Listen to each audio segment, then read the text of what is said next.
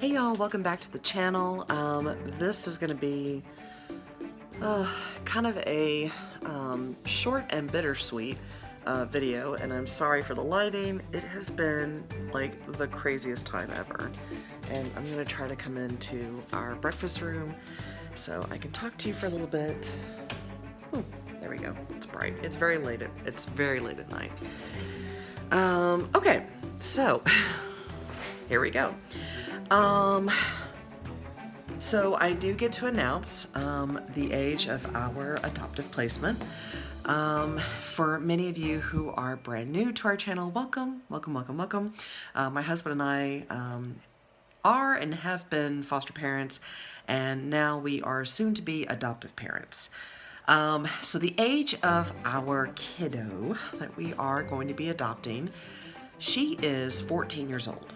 And she will be turning 15 very soon, like within a couple of weeks. Actually, wait. Next week. It's crazy to think about next week. She has been able to stay with us for about a week and a half. Basically from the start of Thanksgiving break to the end of it. So here in Texas, that's like a weekend, a week, and a weekend. And then before that, we got to spend Friday evening and all day Saturday with her. So the last 2 weeks, we've been pretty consistent with her. And we get to spend the next few weekends with her, and we do have approval for her to spend the entire winter break with us. The move-in date, so this is the bittersweet part, the move-in date has been delayed because there is a lot of stuff on the back end that's going on that our personal caseworker had to explain to us tonight. So that's got us feeling frustrated and like just frustrated.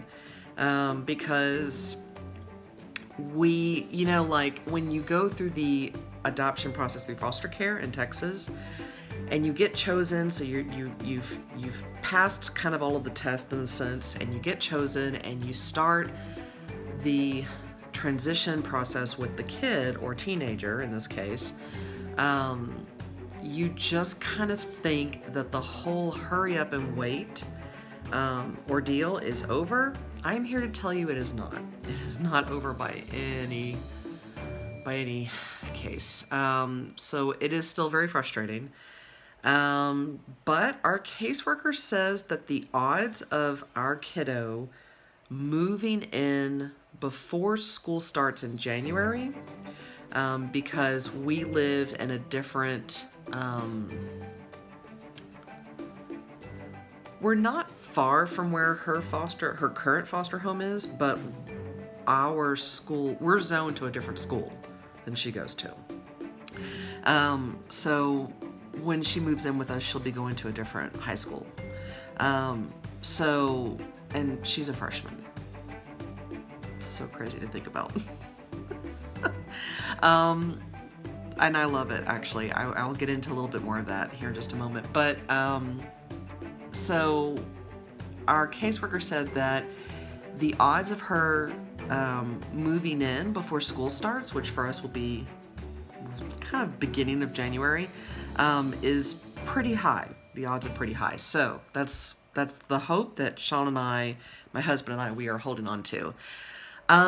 So now that you guys know the age and the grade level of our kid, and yes, teenagers are still kids, and I'm sorry, my hair is like a mess, and it's just, like I said, it's late at night, and this is the best I can do because tomorrow we have CASA, which is a child advocate.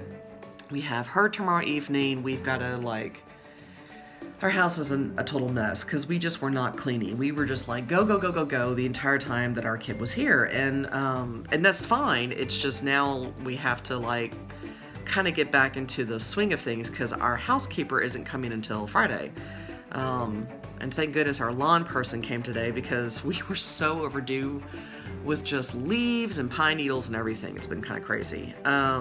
So now that you guys know the age and the grade level of our daughter, and that's how we view our kid, is our daughter, You probably have a lot of questions, like why in the world would we adopt a teenager? What possessed us to do this? What made us to decide this? Um, so these are really great questions if you have already thought of that. I really do want to make a video, kind of a separate video, and I would really love for my husband to be in on that video because there's a lot that we would like to personally talk about when it comes to adopting a teenager. And I'm not saying that we won't touch on I think the typical point that's made, which is, oh, the needs for teens to be adopted is really high. That is true. There are a lot of teens that say they don't want to be adopted, but there are a lot of teens who do really want to be adopted. A lot of teens are on the fence, and they may say they don't want to be adopted because they've just been through so much, and the system has been really, really hard on them. And I'm not saying that the foster care system is harder on teens than it is on younger children.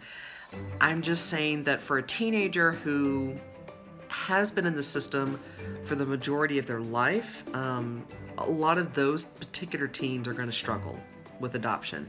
But that doesn't mean that they can't receive adoption. That doesn't mean that they don't want adoption. You just have to have a lot of patience.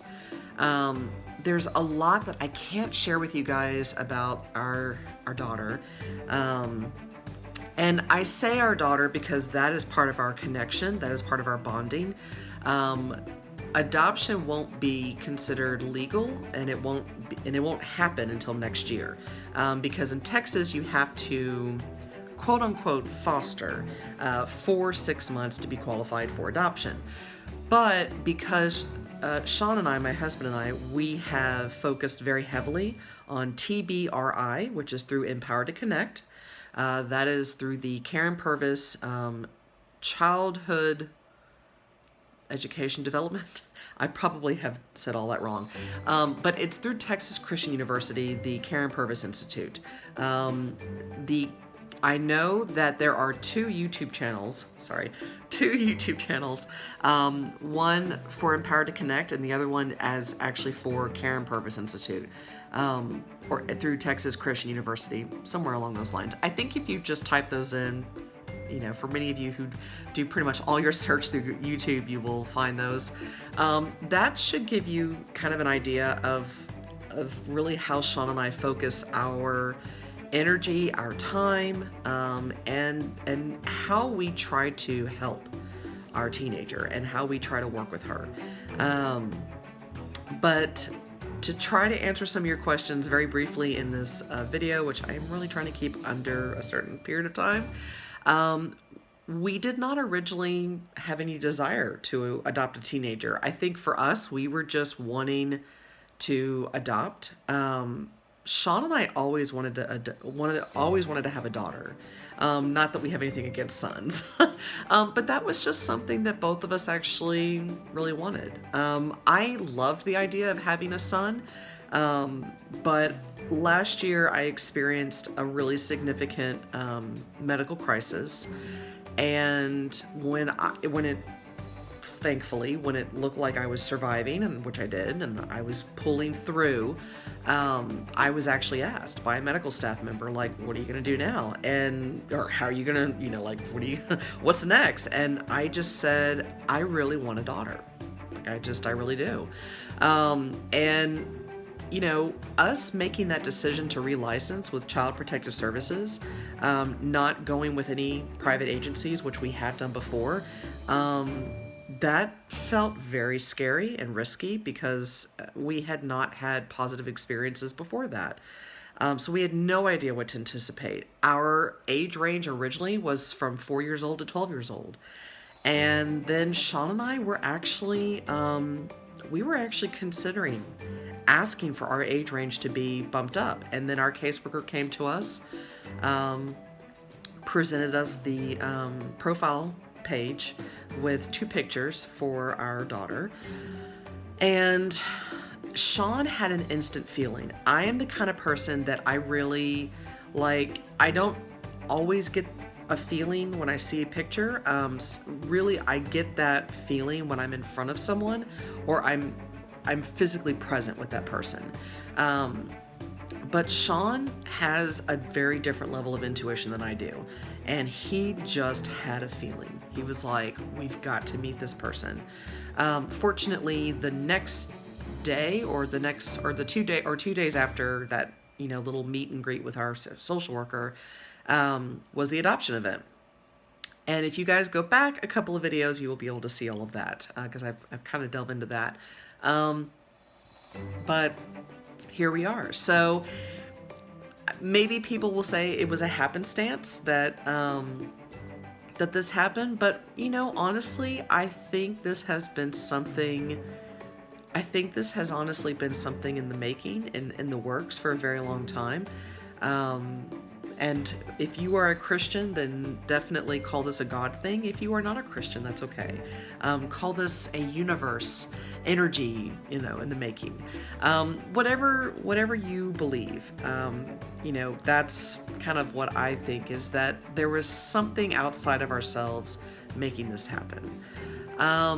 So yes, I would probably say, if I was asked, are we in a honeymoon period? I would say yes, in a way, but I think we're very fortunate that our daughter, she really does like to talk, and she likes to share. I think I think that the challenge for any parent is really trying to understand how to encourage your teenager to talk and to share. And we've tried different TBRI techniques with our kiddo. And some work and some don't. But as you guys who are foster parents or adoptive parents, or maybe you're just trying to think about, is this a right fit for you? I really strongly encourage you guys to get into Empower to Connect. Take a class, watch the videos, go on to the Karen Purvis Institute website, buy the DVDs. I actually bought the TBRI for Teens, which Sean and I have been watching, and I've been watching. And even though a lot of information becomes repetitive, the repetition is really important, especially for people who, may have certain anxieties, maybe have certain hang-ups in their own attachments. I'm the kind of person, I have very high anxiety about a lot of things in life. And sometimes I have a hard time attaching, because sometimes I feel very insecure. Sometimes I feel very uncertain about just different situations in life. And so when I learn about love languages, so the 5 love languages by Gary Chapman, when I really delve into that, when I delve into the TBRI, that actually helps me realize that there's different ways to connect with people. There's different ways to communicate love, and to realize that there are different ways that people perceive love. And so those 2 tools over the years have really, really helped me. So if you're anything like me, definitely check those things out. So there's that, and it was a much longer video than I wanted, but oh well, this is foster care. This is how this goes. If you have any questions, I would love to hear that. I'm sorry for the delay. We have our daughter. She is arriving this Friday for a weekend with us. And then next Tuesday is court date. So that's going to be something. That will be actually Sean and I's first experience with court date, because the foster cases that we had before, we were never told about court, and we found out we should have been, so that's something. So yeah, we get to have our first court date, and our daughter will be in the court herself, and this will be a neat experience for us, because when a kid reaches their teen years in foster care, the judge, the lawyer, and the social workers will actually encourage the teenager to share, express themselves, even try to voice some of their needs and their desires. I don't know how much of their desires and their wants actually get met, legally, but I know that they get to speak up for themselves more than younger kids do, which I understand. So I understand like the logic and reasoning behind that, but I also feel very sad because there are some pretty mature, I would say 10 and up year olds that we've had and we've known in our home, and I think it would have been helpful for them to have been able to express themselves in the court. But you know how that goes. Alright guys, sorry for this being a longer video than usual, but I just had a lot to share, and if I don't get to do the next video with my husband and I this weekend, which I really don't see that happening, I'm going to try to lump it all into one next week, where hopefully he and I can talk a little bit about what it's like to be a soon-to-be adoptive parent to a teenager, and to talk about court and what that's all about and what that's actually like. So there's going to be a lot of new things coming up that we're going to be talking about. All right, guys, I will see you next time. Bye.